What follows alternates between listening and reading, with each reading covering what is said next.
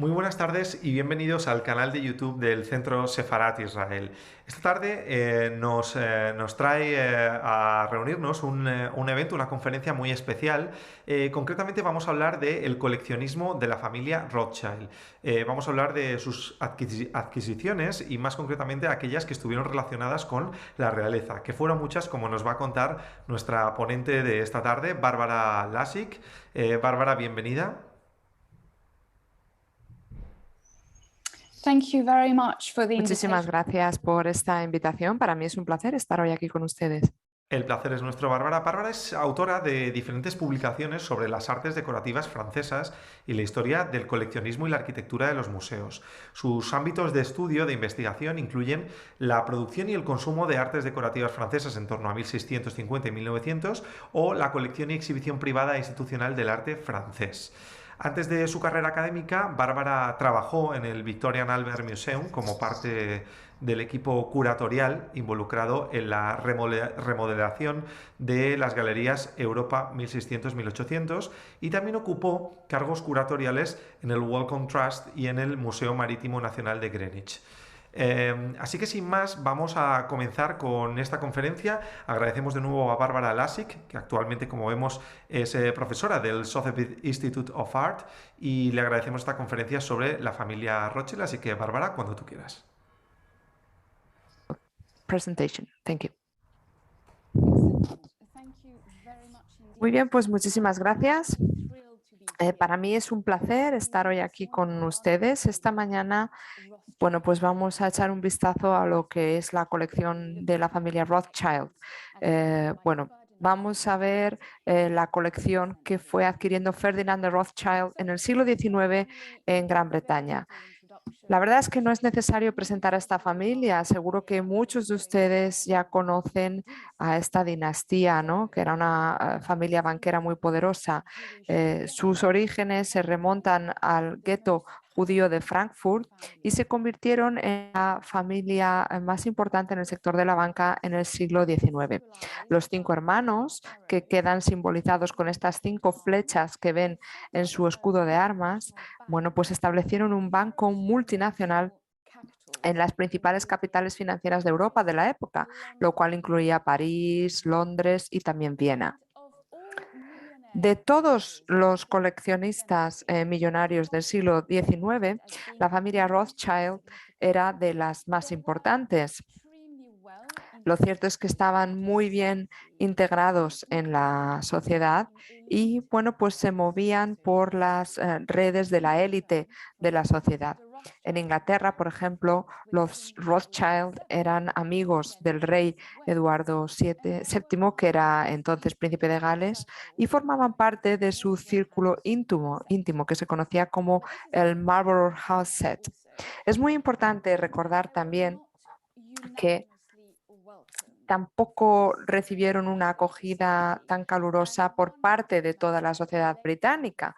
Tenemos que recordar que la sociedad británica a finales del siglo XIX era profundamente antisemita. A menudo esta familia sufría el antisemitismo y sus actividades profesionales, bueno, pues eran objeto de estos ataques, ¿no?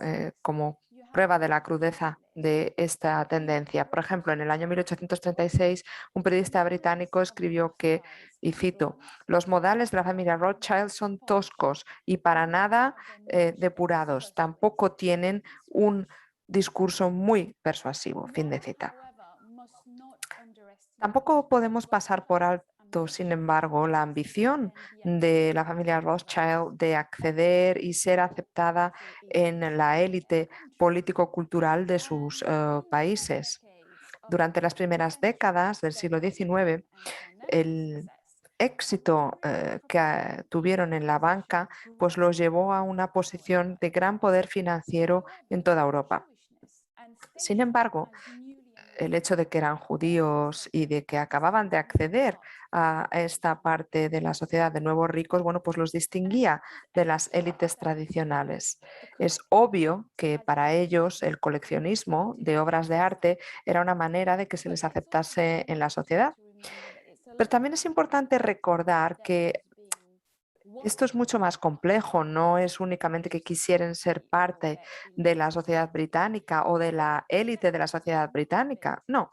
Su coleccionismo venía motivado por una pasión genuina por el arte y además eran grandes conocedores del arte, del mundo artístico. O sea que, bueno, lo cierto es que esta conferencia no va a hablar de lo que es el coleccionismo de la familia Rothschild en general, ¿no? Muchos miembros de la familia eran grandes coleccionistas y podíamos hablar durante horas de sus colecciones. En esta conferencia vamos a centrarnos en uno de los principales coleccionistas del siglo XIX, Ferdinand de Rothschild. Le ven ustedes aquí en la pantalla. Y Ferdinand era una persona con un carácter muy europeo. Nació en París, se crió en Frankfurt y en Viena y finalmente se estableció en Inglaterra. O sea, que una persona que tenía un carácter, como decía, muy europeo. Se casó con su prima Evelina, pero desgraciadamente ella falleció al dar a luz. Y después de su muerte, bueno, pues Ferdinand empezó a coleccionar a gran escala, ¿no? Compró el terreno de Waddesdon, lo adquirió del duque de Marlborough y le pidió al arquitecto Gabriel Hippolyte de Tailleur que le construyese una mansión palaciega basándose y tomando como inspiración los castillos franceses. La piedra fundacional se puso en el año 1877 y la mansión se terminó 4 años después. Voy a hablarles ahora del arquitecto Gabriel Hippolyte de Tailleur.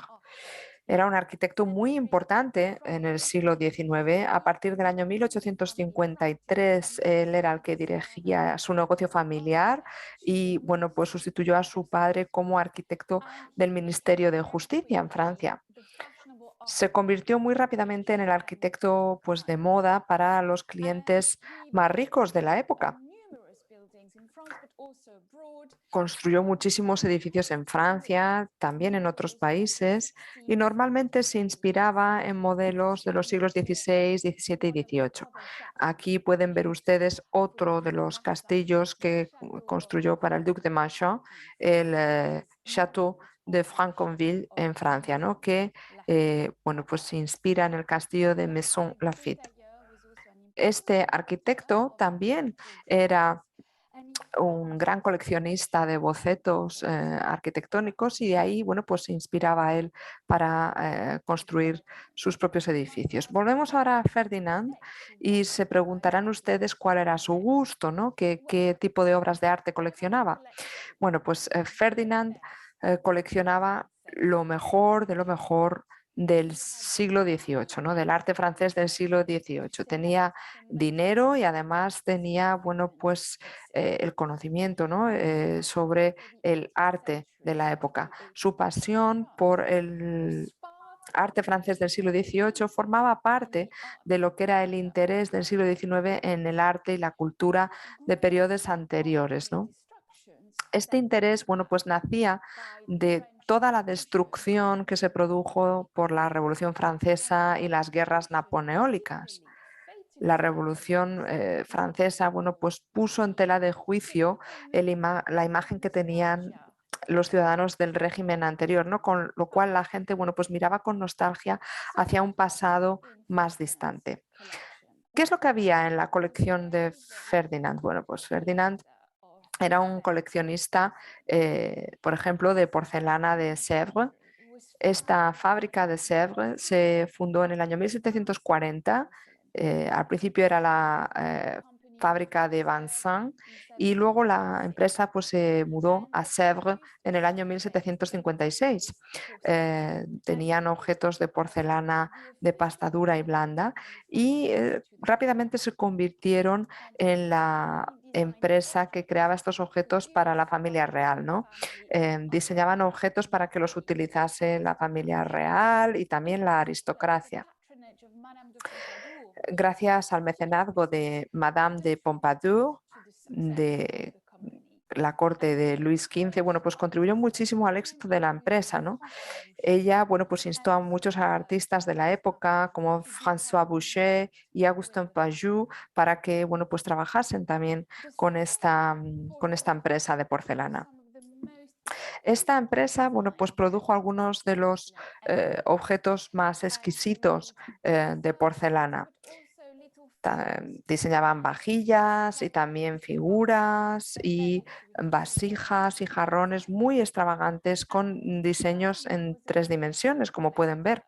Ferdinand, bueno, pues era un coleccionista de este tipo de piezas y su primera adquisición de esta época es esta vasija, ¿no? Aquí ven ustedes que tiene forma de barco y seguramente esta pieza sea la más famosa de Sèvres.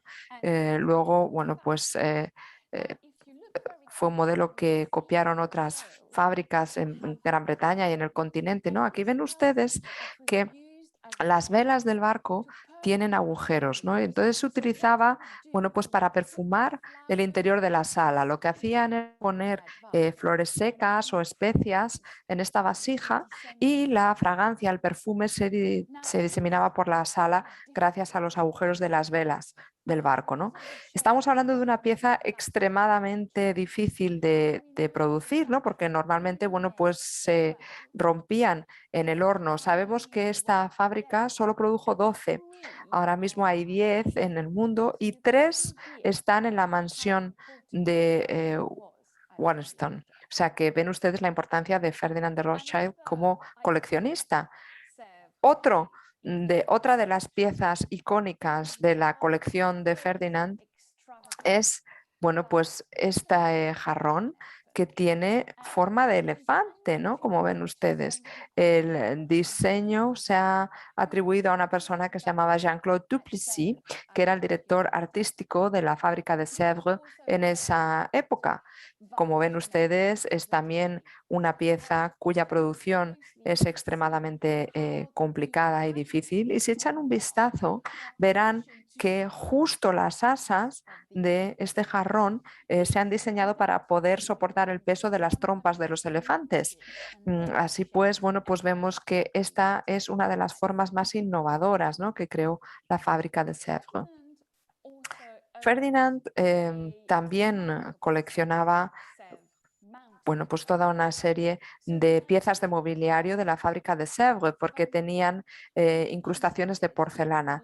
Esta idea surgió del marchante de bienes de lujo Simon-Philippe Poirier.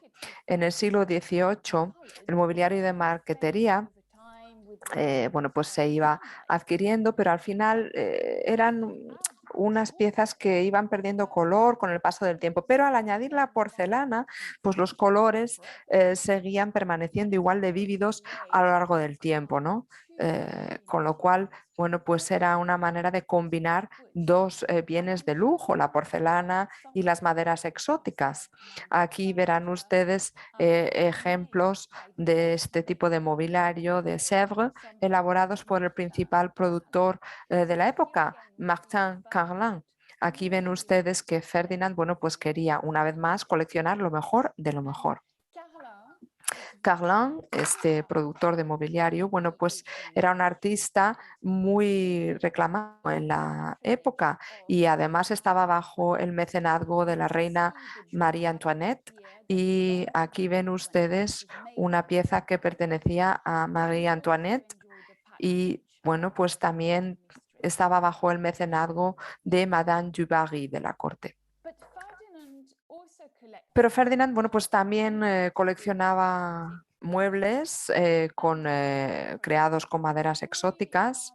Por ejemplo, aquí vemos esta cómoda de Charles Cresson, muy famosa en la época, que tuvo un papel muy activo en el periodo del Rococó.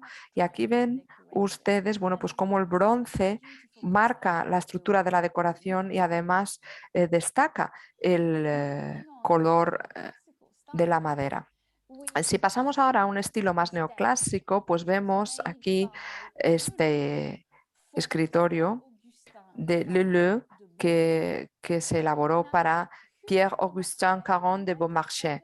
A lo mejor han oído hablar de Beaumarchais antes. Beaumarchais era un dramaturgo francés y bueno, pues es muy famoso porque es el autor del Barbero de Sevilla, que escribió en el año 1773. Este escritorio que se produjo para él, bueno, pues es un ejemplo muy ingenioso de muebles que tienen, bueno, pues esta estructura mecánica. Hay toda una serie de cajones secretos, partes móviles y todo esto se puede manejar con un único giro de la llave, con lo cual era un mueble muy práctico. La decoración del escritorio, bueno, pues parece hacer referencia a Beaumarchais y a todos sus logros, ¿no?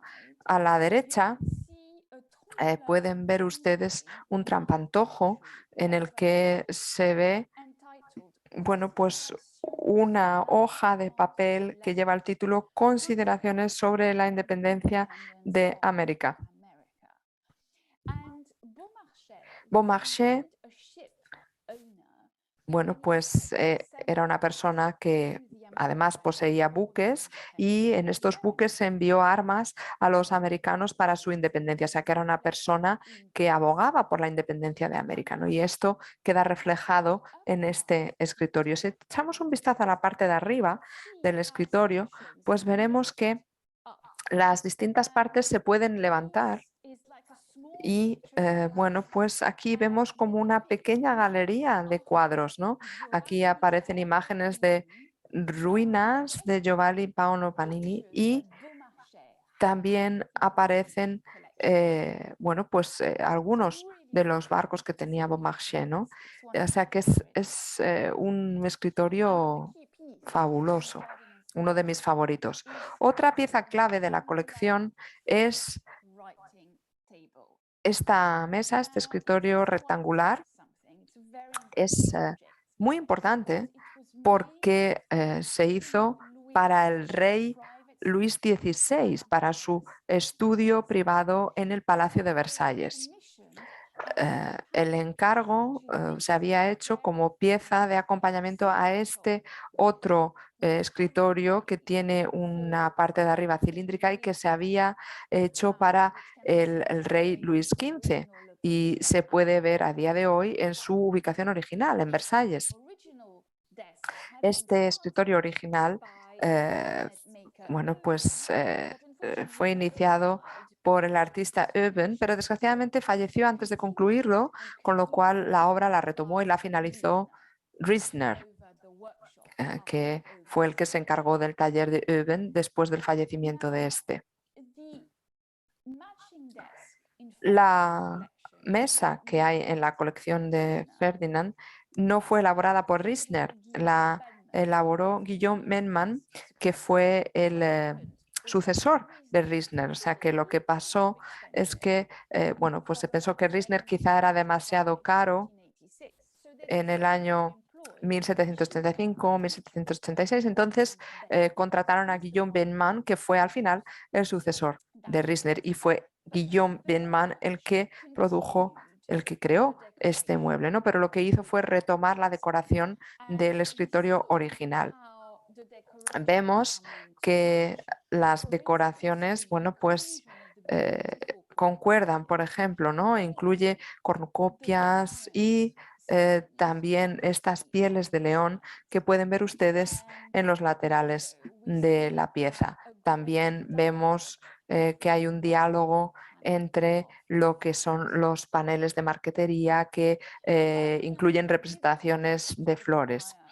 Ferdinand no solamente adquirió porcelana o muebles, él quería comprar cualquier tipo de obra de arte, ¿no? Y también coleccionaba alfombras y como, bueno, tenía una mansión, tenía muchísimo sitio para poder mostrar estas alfombras y adquirió una alfombra elaborada por la Fábrica Real de la Savonnerie para la Capilla Real de Versalles. Una alfombra que utilizaban específicamente las hijas del rey Luis XV. O sea que aquí vemos que hay un origen directo con la familia real. Si echan un vistazo a la decoración de la alfombra, verán la flor de lis, la corona y las iniciales del rey en las esquinas, con lo cual hay muchos símbolos de la familia real en esta alfombra.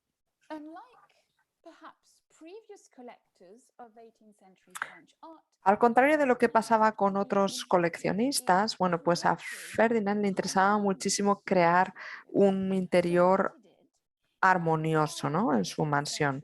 Entonces lo que hacía era también comprar paneles del siglo XVIII para decorar las paredes y crear toda una unidad entre la arquitectura y las colecciones de arte. Esta práctica era bastante innovadora en la época. Ferdinand llegó a escribir, y cito: mi familia, en primer lugar, lo que hizo fue revivir la decoración del siglo XVIII en toda su pureza, reconstruyendo las salas, partiendo de este material de la época, reproduciéndolas y teniendo en cuenta la moda de los reinos del rey Luis, adaptándose también a los requisitos modernos. Fin de cita. Bueno, pues aquí ven ustedes un ejemplo de la sala que tenía una de las salas que tenía la mansión, una de las principales salas de recepción, y aquí ven ustedes cómo en las paredes hay paneles que provienen del Hotel de Vior. Les voy a enseñar una imagen de este Hotel de Viron en París, que hoy es el Museo de Rodin. Si quieren pueden visitar este edificio, y si lo ven por dentro, pues verán que las paredes ya no están, porque, bueno, los paneles ya no están, porque ahora los paneles están en la mansión de Wallston. Ferdinand confiaba muchísimo también en los marchantes de arte y llegó a escribir que ahora los coleccionistas solamente tienen que sentarse a abrir la cartera y la montaña vendrá a ellos. Fin de cita. Hubo una familia de marchantes que desempeñó un papel muy importante en la formación de su colección. Fueron los Wertheimers, Samson, el padre, y los dos hijos, Asher y Charles. Estaban establecidos en Bond Street en Londres. Los Wertheimers compraron muchísimas obras de arte para los Rothschild en general. Había otros marchantes a los que empleó Ferdinand: Charles Davis de Pall Mall en Londres y Dorlacker de Bond Street en Londres. Pero es importante recordar que Ferdinand no solo confiaba en un único marchante para crear su colección, no, porque él sabía exactamente lo que quería. Él era el que decía a los marchantes las obras que quería adquirir. Los Rothschilds, como ya he dicho antes, compartían un interés común en el arte, en las obras de arte. Todos coleccionaban en la época y a veces compraban obras de arte a sus parientes unos a otros, ¿no? Y a veces pues competían entre ellos, ¿no?, para adquirir el mismo objeto, la misma pieza. Ferdinand le dijo a uno de los marchantes que ni se molestase en mostrarle un objeto o una pieza si ese objeto o esa pieza ya se había mostrado a otro miembro de su familia y este o esta lo había rechazado, porque él sabía perfectamente que todos los miembros de su familia tenían un gusto excelente, tenían muy buen ojo para las obras de arte y que solamente rechazarían pues objetos que no eran de primera línea, ¿no? Ferdinand tuvo mucha suerte porque se dedicó a coleccionar en una época en la que los coleccionistas aristocráticos se vieron afectados por la Gran Depresión agrícola, con lo cual muchos de ellos tuvieron que vender sus colecciones y se benefició muchísimo de lo que en aquel momento se consideró la venta del siglo, ¿no?, la venta del Palacio de Hamilton en el año 1882. Ven ustedes una imagen del palacio en pantalla. Bueno, pues estas eran las aspiraciones del duque de Hamilton, sus adquisiciones y los tesoros que había ahí eran tan importantes que podían rivalizar con la colección real. El 10º duque fue un coleccionista muy importante, ¿no? Estuvo muchos años en Italia y fue adquiriendo una gran colección de arte. Al final esta familia pues se vio en dificultades financieras, tuvo que despilfarrar sus recursos. Este palacio también pues era muy caro de mantener, ¿no? Tenían que invertir mucho en su mantenimiento, con lo cual vendieron su colección en el año 1882 en Christie's y esta venta atrajo a los principales coleccionistas de la época. Había 11 cuadros que compró la Galería Nacional de Londres y Wertheimer, el marchante de arte, actuó en nombre de varios miembros de la familia Rothschild.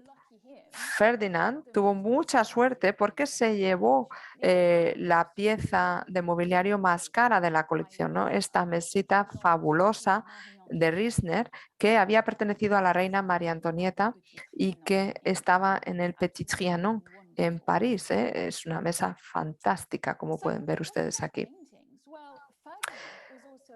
En cuanto a la pintura, a Ferdinand también le interesaba muchísimo adquirir obras de arte pictóricas, también tenía que decorar las paredes de la mansión, o sea que, bueno, pues al igual que con las artes decorativas, quería comprar lo mejor de lo mejor.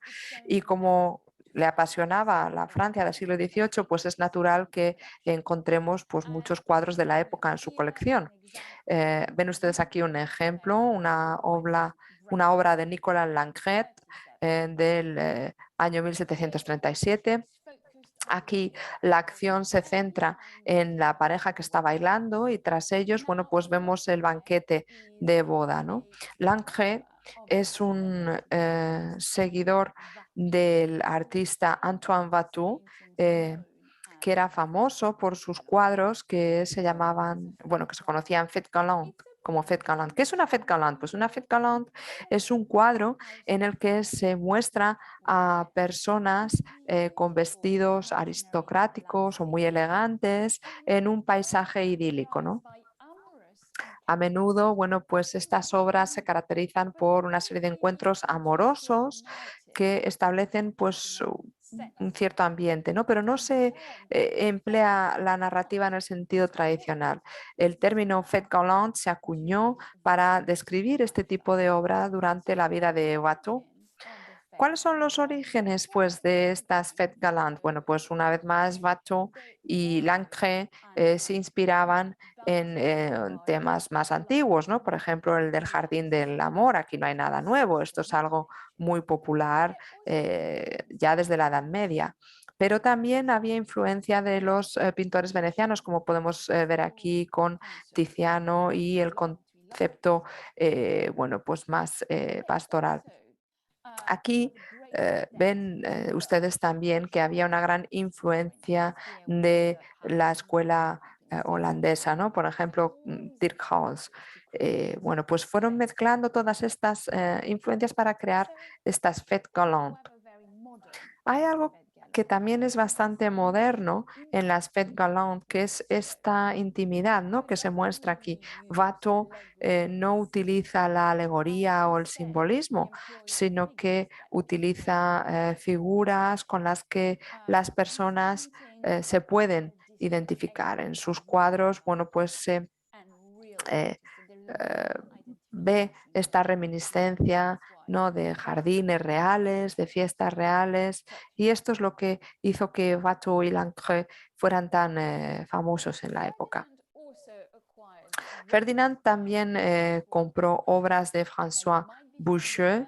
A lo mejor conocen ustedes estos cuadros porque él, bueno, pues es una persona que estaba muy asociada al estilo rococó más maduro, ¿no? Y fue un gran exponente de este estilo en toda Europa, fue uno de los autores más prolíficos y, bueno, pues trabajó en todos los géneros, en todos los medios y generó un idioma muy personal que luego se reprodujo también en obras pictóricas, ¿no? También era muy bueno a la hora de promocionar estas obras y trabajó, bueno, pues con porcelana, con tapices. Este cuadro que ven ustedes aquí es una de sus primeras obras, el Boucher más joven, y muestra bueno, pues esta exploración de la composición con niños jugando, a menudo, bueno, pues se creaban estos cuadros como alegorías, ¿no? No es una obra muy compleja, pero como pueden ver ustedes es también fabulosa, ¿no? Boucher, eh, bueno, pues pintó cuadros que luego coleccionaron otros coleccionistas, como por ejemplo el cuarto marqués de Hertford, que fue uno de los fundadores de la colección Wallace. Ferdinand también compró este cuadro de la principal artista francesa del siglo XVIII, Louise Elisabeth Vigée-Lebrun. Ella era la hija de un retratista parisino y se casó con el marchante de arte Lebrun en el año 1776. Fue miembro de la Academia Real de Pintura y Escultura y fue la pintora favorita de María Antonieta y su círculo. Aquí vemos en este cuadro a la duquesa de Polignac en un, bueno, estilo sencillo, ¿no? Vemos que este tipo de vestimenta era más sencillo y se hizo muy popular a finales del siglo XVIII. Y bueno, pues aquí se incluye incluso una cita de Rubens, porque el sombrero que lleva hace referencia a un retrato del propio Rubens que Vigée-Lebrun pudo ver en una visita a Amberes en el año 1782. O sea que lo que vemos aquí es que la duquesa, bueno, pues está en una pose muy casual, tocando el piano y cantando de manera que se genera una gran intimidad con la persona que está viendo el cuadro, ¿no? Al final, bueno, pues la música era un talento muy fomentado entre las mujeres aristócratas del siglo XVIII, ¿no? Y por eso se muestra aquí. Además, la duquesa era amiga íntima de María Antonieta y, bueno, pues a ella la escogieron como institutriz de los hijos de la familia real. De hecho, había otras personas en la corte de Versalles que estaban muy celosas, ¿no?, de esta persona porque tenía una relación muy estrecha con la reina. Como decía antes, lleva un vestido pues muy casual, ligero, que era típico en la época. Y aquí ven ustedes también un retrato de María Antonieta en Vigée-Lebrun y bueno, pues como pueden ver ustedes, lleva un atuendo muy similar. Ferdinand no solamente compró cuadros franceses, le gustaban mucho también los autores flamencos del siglo XVII. Aquí lo ven ustedes en esta obra de Gerrit Dou, Niña con una cesta. Aquí vemos que, bueno, pues esta sirviente aparta una cortina y ofrece esta cesta de fruta, ¿no? Y se considera que esta es una de las principales obras de Gerrit Dou. Dou repitió este tipo de composición en varias ocasiones, ¿no?, para, bueno, pues representar a figuras en un marco de una ventana y al final, bueno, pues esta composición hace que la escena tenga una mayor teatralidad y también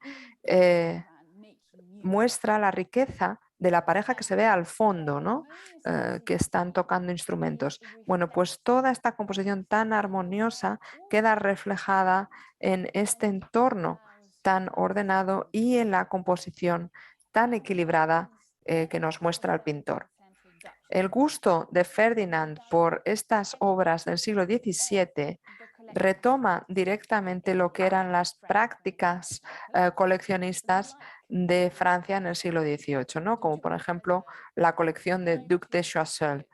Tampoco tengo yo tiempo de hablarles ahora mucho de esto, pero esta colección era una de las más importantes en el siglo XVIII en Francia. Aquí ven ustedes uno de los interiores y se echan un vistazo, verán que había dos líneas de cuadro en cada pared, ¿no? O sea que, bueno, pues lo que hizo Ferdinand fue también seguir un poco la tendencia de coleccionismo de la época.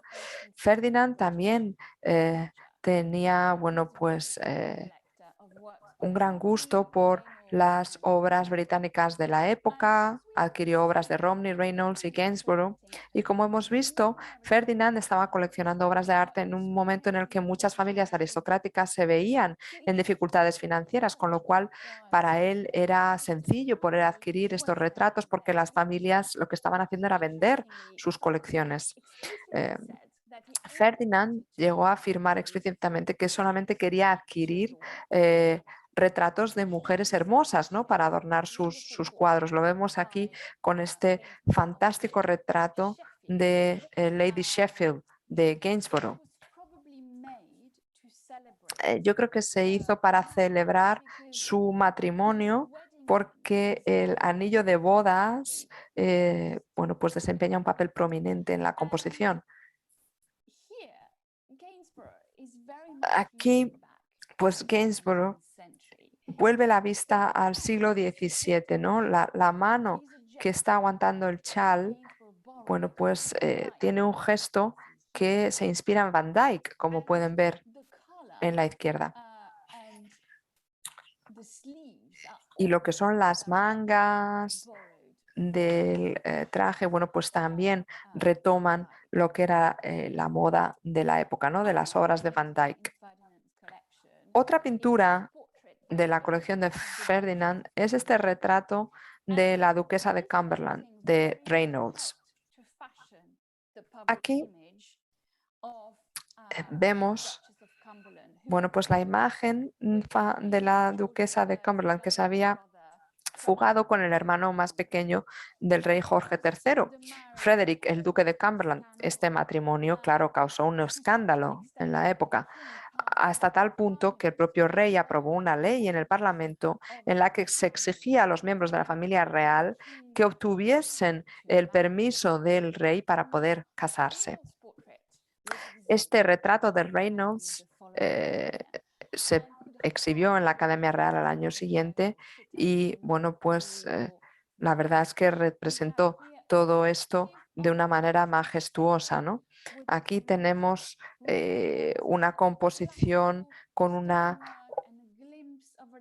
telón rojo, una vista del paisaje detrás, este edificio clásico, y aquí, bueno, pues se retoma, ¿no?, los retratos de Rubens y Van Dyck, o sea que muchos de estos artistas del siglo XVIII se inspiraban directamente en Van Dyck. Ferdinand no se limitó a coleccionar cuadros, también adquirió obras de la Edad Media, del Renacimiento, y aquí, bueno, pues ven ustedes una sala que era su Museo del Renacimiento, ¿no? La sala de fumadores, bueno, pues se convirtió en la pieza central, ¿no? Aquí creó una Kunstkammer del Renacimiento. ¿Y esto qué es? Bueno, pues es una colección de objetos pues que tienen, bueno, pues objetos artificialia, naturalia, exótica y científica, ¿no? Les voy a dar algunos ejemplos. Aquí ven ustedes el tipo de artificialia que se verían en Kunstkameras, por ejemplo, este libro de marfil, Naturalia. Bueno, pues ven ustedes objetos como conchas, exótica, bueno, pues puede incluir corales, plantas exóticas, animales, y científica, bueno, pues puede incluir astrolabios, ¿no?, como este de aquí. A veces es un poquito más complejo. Aquí hay una combinación de naturalia y artificialia, ¿no? Este pájaro de cristal que ven ustedes aquí. Ferdinand hereda parte de su Kunstkammer de su padre, Anselmo de Rothschild. Lo que tenemos en esta Kunstkammer es bueno, pues una parte de la colección familiar, ¿no?, que se va generando durante al menos 2 generaciones, pero los gustos no son uniformes, ¿no?, como podemos ver. El padre, bueno, pues adquirió algunas joyas, medallas con retratos de gobernantes, como podemos ver aquí.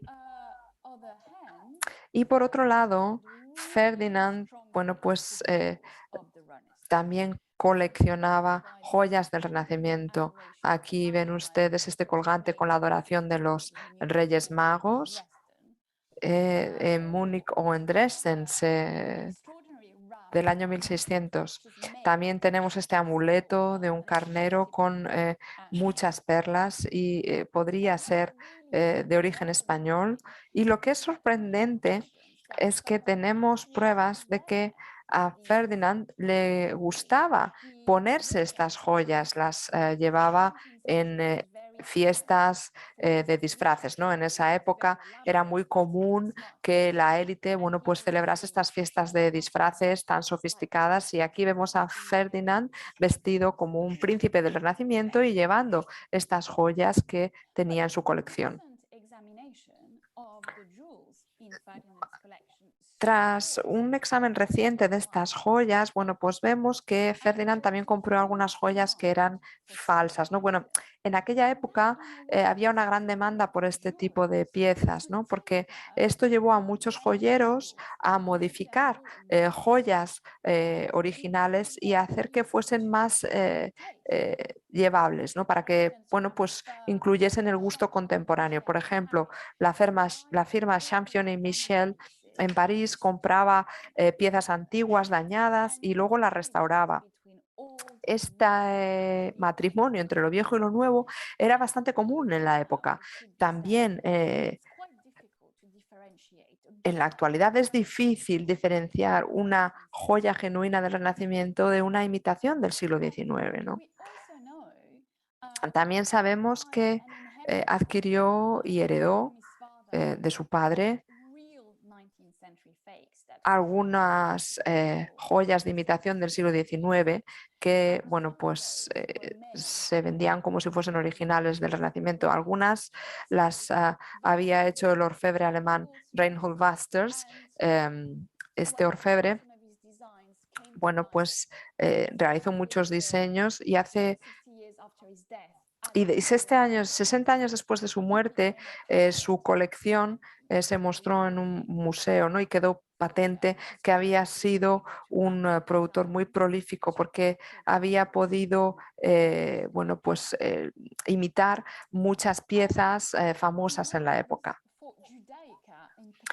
La demanda de objetos asociados con la fe judía y la cultura judía aumentó muchísimo, ¿no? En el siglo XIX, y esto estimuló también estas obras de imitación, ¿no? Aquí ven ustedes este cuchillo de circuncisión precioso. Y bueno, desgraciadamente no es el original, ¿no? Es una imitación que hizo Reinhold Wasters, este orfebre que tenía toda una red de talleres para poder vender piezas en el mercado de arte, ¿no? Sigue siendo precioso, porque además tiene esmalte de oro, ágata y acero. Dicho esto, Ferdinand, bueno, pues adquirió algunas joyas, ¿no?, en su colección. Seguramente la más importante sea este relicario de la corona de espinas sagrada. Aquí, bueno, pues se iba a guardar una espina de la corona de espinas que llevó Cristo antes de la crucifixión. Y se puede ver la espina en la imagen de la izquierda. Cristo está sentado ahí en ese arco iris y muestra sus heridas como medio de salvación, y está levantando su mano como signo de bendición, ¿no? Y aquí tienen a María y a San Juan Bautista, y por encima, bueno, pues hay unos ángeles que llevan también una mini corona de espinas, ¿no? En la base, bueno, pues vemos que se ha intentado imitar el diseño de un castillo contemporáneo. A mí lo que me encanta de esta pieza es la escena de la parte de abajo en la que se ve el juicio final, la resurrección. Vemos a personas que están saliendo de sus tumbas. Sabemos que esta pieza pertenecía a un coleccionista muy importante del siglo XIV, ¿no?, el Duc de Berry. El comercio de este tipo de reliquias era un negocio muy rentable, ¿no? En Europa en la época. Los reyes iban adquiriendo grandes colecciones e incluso iban a la guerra, ¿no? Para garantizar que, bueno, pues seguían teniendo estas reliquias. La corona de espinas fue adquirida por el rey Luis IX de Francia en Constantinopla. Y bueno, pues se construyó su propia capilla para ella, ¿no? Hoy se conoce como la Sainte-Chapelle. Esa es la historia de este relicario para la espina de la corona de espinas de Cristo. Y aquí ven ustedes otra pieza muy importante, que es esta urna con esmalte, la urna de Sibila, que habla de la llegada de Cristo.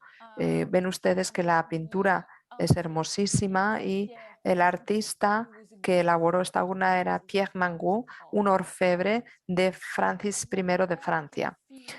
Aquí vemos que hay una decoración con filigrana muy delicada y pensamos que esta urna, bueno, pues seguramente también tenía como objeto guardar joyas, ¿no? Porque hay ahí un cierre y esto quiere decir que los contenidos de la urna son muy preciosos. Desgraciadamente no tengo tiempo para mostrarles todos los objetos de la colección de Ferdinand, pero les diré únicamente que tenía una colección muy importante de este tipo de piezas de cerámica del Renacimiento italiana y cristales valiosísimos también. Ferdinand consideraba que la Kunstkammer tenía como una identidad separada, ¿no? Y en la Kunstkammer, bueno, pues vemos toda esta serie de objetos. No era el único coleccionista de la época que tenía salas de este tipo. Sus primos en Francia y en Inglaterra también tenían salas así parecidas, ¿no? Eran espacios muy masculinos y aquí es donde Ferdinand llevaba a sus socios para, bueno, pues que viniesen a hablar de sus negocios y también, bueno, pues veían el arte de la sala, ¿no? Era un entorno muy sofisticado, o sea que hay que imaginar que, bueno, pues estas personas admiraban los objetos mientras fumaban sus puros aquí, ¿no? O sea, es una escena muy evocadora y la decoración de la sala, bueno, pues claro, tiene que ver con todo lo que era la atmósfera del Renacimiento. Y aquí el propio Ferdinand era el que diseñaba cuidadosamente lo que era la disposición de la sala. Esta Kunstkammer seguramente fuese una de las salas más elegantes de la época, ¿no? Y Ferdinand pues quiso garantizar la posteridad de su museo privado y decidió legarlo al Museo Británico. ¿Por qué? Bueno, pues porque es un museo muy importante y además Ferdinand tenía relaciones excelentes con los conservadores del Museo Británico. Y bueno, pues además era muy prestigioso, ¿no? El museo desde el punto de vista de la corriente intelectual. En 1891 se abrió esta sala en Viena y seguramente en 1700, seguramente todo esto influyese, ¿no? Cuando finalmente fallece, bueno, pues este legado se lleva al Museo Británico y para aquellos que quieran visitar Londres, bueno, pues le insto a que vayan al Museo Británico y vean esta colección maravillosa. Se acaba de reestructurar la presentación de la misma y los conservadores han hecho un trabajo fantástico porque se recrea aquí la atmósfera del Renacimiento de la época y lo pueden ver ustedes aquí en la pantalla. Tras el fallecimiento de Ferdinand, pues su colección fue heredada por su hermana Alice y luego ella añadió su propia colección a la de Ferdinand. No tuvieron hijos, no tuvo hijos, entonces todo fue a su hermana, la casa, la colección. Ella no se casó, tampoco tuvo hijos y la colección y la mansión pasaron a su sobrino James de la parte francesa de la familia Rothschild. James dejó la mansión al National Trust y hoy, bueno, pues está gestionada por el Rothschild Trust. Lo maravilloso de esta mansión es que no contiene una colección estática, ¿no? Siguen adquiriendo obras, por ejemplo, esta pintura fabulosa de Jean-Siméon Chardin. Aquí ven a un niño, bueno, pues haciendo un castillo de naipes. Es una pintura muy íntima, pero es espectacular, ¿no? Aquí vemos que el castillo de naipes representa la volatilidad de la infancia, ¿no? Y aquí, bueno, pues vemos también el papel de la suerte. La prominencia del as de corazones pues puede representar la precariedad del amor y el delantal que lleva el niño pues puede sugerir que a lo mejor era un sirviente que tendría que estar recogiendo pero que ha decidido ponerse a jugar, ¿no? Este tema de niños jugando pues era un tema favorito de Jean-Siméon Chardin y se basa mucho en los trabajos de la corriente holandesa del siglo XVII, en el que se muestra la naturaleza transitoria de la vida y la bueno, pues, futilidad de las ambiciones materiales. Aquí lo maravilloso es que bueno, pues se muestra también lo que es bueno, pues la vida de la infancia. Muchísimas gracias por su atención.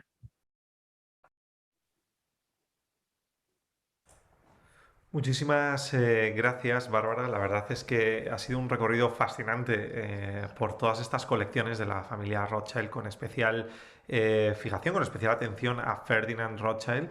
A mí hay una última pregunta, una única pregunta que me gustaría trasladarte para poner punto y final a esta conferencia tan interesante, que supongo que es una pregunta que a muchas de las personas que nos están escuchando les habrá surgido, porque es verdad que has comentado varios objetos que tienen un carácter, un cariz un poco más religioso, si podríamos decirlo de algún modo, como podría ser estos objetos decorativos italianos,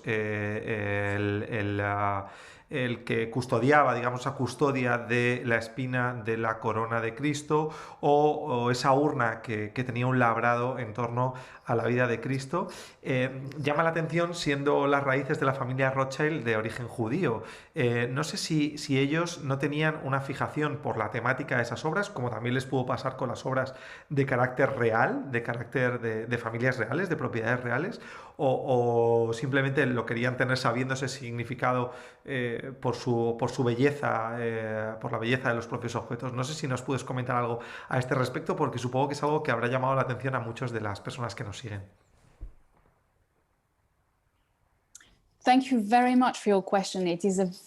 Muchas gracias por su pregunta. Es una pregunta excelente, ¿sí? Tal y como ha mencionado, la familia Rothschild era muy religiosa, eran judíos y no es que tuviesen un interés real en la fe católica. No creo que coleccionasen estos objetos por su connotación religiosa. Yo creo que para ellos lo importante, por ejemplo, en el caso del relicario de la corona de espinas, era bueno, pues que era una obra magnífica, ¿no? Y la rareza también del objeto. Su exclusividad y el hecho de que había pertenecido a lo que se consideraba como el primer coleccionista aristocrático, el duque de Berry. O sea que yo creo que aquí el aspecto religioso es más bien secundario. Lo importante es que estamos ante un objeto magnífico, precioso, con un origen que se remonta a Jean-Duc de Berry. Y en el caso, Bárbara, prometo que ya es la última, en el caso de los objetos que tenían un vínculo con las familias reales, como por ejemplo esa magnífica mesa que María Antonieta tenía en el Petit Trianon, no sé si ellos había alguna especie de fijación por los objetos con valor histórico, es decir, que realmente pues estuvieron vinculados a un periodo, perdón, de la historia de Francia muy importante, ¿no? Como pudo ser la época de María Antonieta. No sé si tenían también una especie de fijación por ese valor histórico de las piezas o solo, digamos, o solo coleccionaban en función de su belleza y de la profesionalidad de los trabajos que adquirían. Thank you very much. Another excellent question. Gracias, sí, es otra pregunta excelente, sí, totalmente. Ferdinand y la familia Rothschild en general lo que querían era, bueno, pues obtener los mejores objetos de los mejores artistas y con un origen importante. O sea, que todo lo que tuviese que ver con la reina María Antonieta o con el rey, bueno, pues obviamente lo querían adquirir. No solamente era la belleza del objeto en sí, que también era muy importante, sino también su origen, ¿no? El hecho de que había sido utilizado por estas figuras históricas tan importantes. También porque en el siglo XIX la reina María Antonieta y Madame de Pompadour se consideraban como, bueno, pues dos personas que habían tenido el mejor gusto artístico, o sea que estaban adquiriendo objetos que habían sido validados por las principales conocedoras del arte de la época. O sea que los Rothschilds decían, vamos a ver, nosotros aquí tenemos lo mejor de lo mejor, pero había una fascinación, sí, con la reina María Antonieta, ¿no? Seguramente esto, bueno, pues podría ser el tema de otra charla, porque a ella en el siglo XIX se la vio como a la víctima de un régimen bárbaro y había toda esta nostalgia mezclada con la fascinación macabra, ¿no? Por así decirlo, con su vida. Y por eso todos los objetos asociados con ella, pues adquirían inmediatamente este gran valor. Muy bien, pues doctora Bárbara Lassig del Sotheby's Institute of Art, muchísimas gracias por la conferencia de hoy. Esperamos poder volver a tenerte en estas conferencias de Centro Sefarad muy pronto. Muchísimas gracias también a Susana Pinazo, que ha sido la intérprete que ha hecho posible que hoy entendamos todo lo que nos ha contado Bárbara. Así que gracias también a Susana y sobre todo también gracias a todos ustedes que nos siguen en estas actividades de los canales virtuales del Centro Sefarad Israel. Hasta la próxima. Thank you very much indeed.